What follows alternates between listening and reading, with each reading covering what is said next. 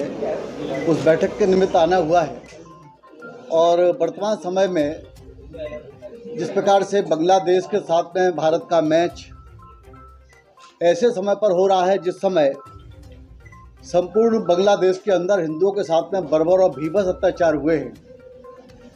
तो इतने भीभत्स अत्याचार हुए हैं कि 2-2, 3-3 दिन तक हिंदुओं की लाशें टांग करके और पूरे दुनिया में देखा है। कितनी ही बहनों को उठा करके सामूहिक गैंगरेप हुए उनके साथ में। ऐसा दुर्व्यवहार पूरी दुनिया में इससे पहले हिंदुओं के साथ बर्बरता नहीं की गई है जैसी बांग्लादेश में इन दिनों हुई। और उसके बावजूद भी वर्तमान समय में बीसीसीआई के द्वारा भारत और बांग्लादेश का ये मैच, जिसके कारण करोड़ों करोड़ हिंदुओं की भावनाएं आहत हो रही हैं, जनभावना आहत हो रही है। भारतीय इस मैच के कारण दुखी हैं और इस समय सोशल मीडिया प्लेटफॉर्म पर विभिन्न स्थानों पर विभिन्न टीवी चैनल के डिबेटों में अधिकतर लोगों ने कहा है कि यह मैच नहीं होना चाहिए। यह मैच बजरंग भी ऐसा चाहता है कि यह मैच रद्द किया जाए। इसके कारण हिंदुओं की भावनाओं को अत्याधिक ठेस पहुंच रही है। और अभी कानपुर में जो मैच हुआ तो वहां पर भी बजरंग ने इसका विरोध किया, जनता से आह्वान किया कि हिंदू जनमानस इस मैच को देखने के लिए नहीं जाए, इसका बहिष्कार करे। और बीसीसीआई से भी आग्रह है कि वह इस मैच को रद्द करे, अन्यथा इसके परिणाम गंभीर हो सकते हैं। भावनाओं से खेलना बीसीसीआई का काम नहीं है। हम सब ने देखा होगा कि पाकिस्तान के साथ में कितने ही प्रकार के मैच हुए, लेकिन पाकिस्तान कभी अपनी आतंकवाद की गति से बाज नहीं आया और हमेशा पाकिस्तान ने धोखा किया। जब पाकिस्तान कभी बाज नहीं आया तो वर्तमान समय बांग्लादेश के अंदर जो सरकार है वो मुस्लिम कट्टरपंथियों की सरकार है और उन्होंने वर्तमान समय में दुर्गा पूजा पर प्रतिबंध लगा दिया है। दुर्गा पूजा होने नहीं दे रहे। वर्तमान समय में 5 लाख रुपए की रंगदारी मांगी है प्रत्येक दुर्गा पंडाल के आधार पर, जहां ऐसी बर्बरता हिंदू के साथ हो रही हो और यहाँ पर भारत में उनके साथ मैच एक तरीके से करोड़ों करोड़ भारतवासियों की भावनाओं पर कुठाराघात है। मैच रद्द होना चाहिए। और बजरंग दल भी, ग्वालियर का बजरंग दल इसका विरोध करेगा और ये प्रयत्न करेगा कि यह मैच का बहिष्कार हो या मैच रद्द हो। उसकी रूपरेखा बनाई जाएगी। रूपरेखा पहले नहीं खोलेंगे, रणनीति का हिस्सा होता है इसलिए पहले नहीं खोलेंगे, लेकिन उसका विरोध प्रबल होगा। इसी के साथ साथ में अभी तिरुपति बालाजी का मंदिर, पूरी दुनिया भर में यह मंदिर प्रसिद्ध है। पूरी दुनिया में लोग दर्शन करने के लिए जाते हैं। हिंदुओं का अत्यधिक आराध्य का स्थान है। बहुत श्रद्धा है, बहुत निष्ठा है इसके प्रति। लोग वहाँ जाकर अपने केश दान करते हैं। सबसे अमीर मंदिर माना जाता है।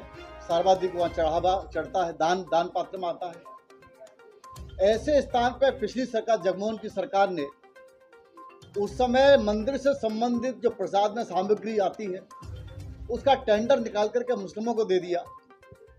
और जो घी आज वर्तमान देखा जाए तो जो घी की लागत मूल्य ही बड़ी महंगी आती है, वह घी केवल 300-400 रुपये के बीच में उसकी डील रखी गई।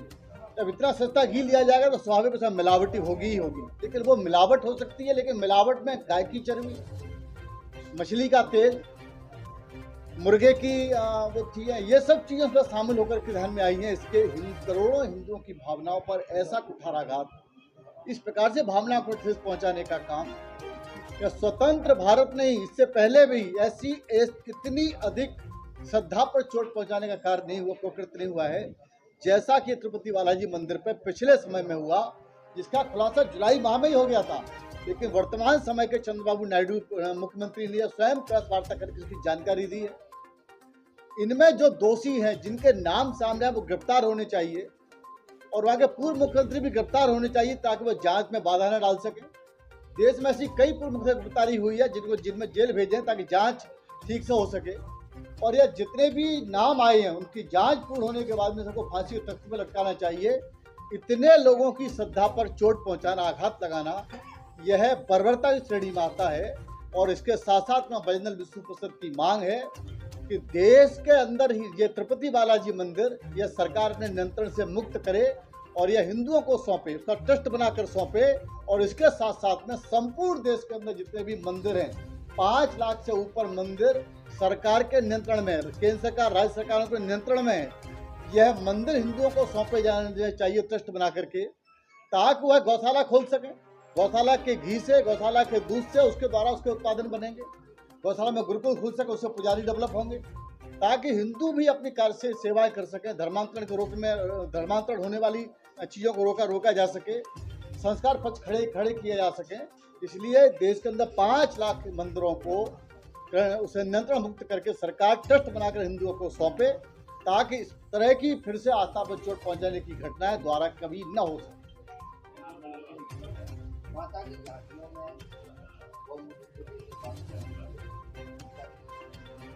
कहाँ पर बात की जानकारी नहीं है। गौमूत्र को लेकर के जो विषय आ रहा है वो गरबा को लेकर के आ रहा है, गरबा नृत्य में लेकर के आ रहा है कि बड़े पैमाने पर जो गरबा पंडाल इस समय गुजरात में और महाराष्ट्र में और मध्य प्रदेश में विभिन्न स्थानों पर बड़े पैमाने पर गरबा नृत्य होते हैं।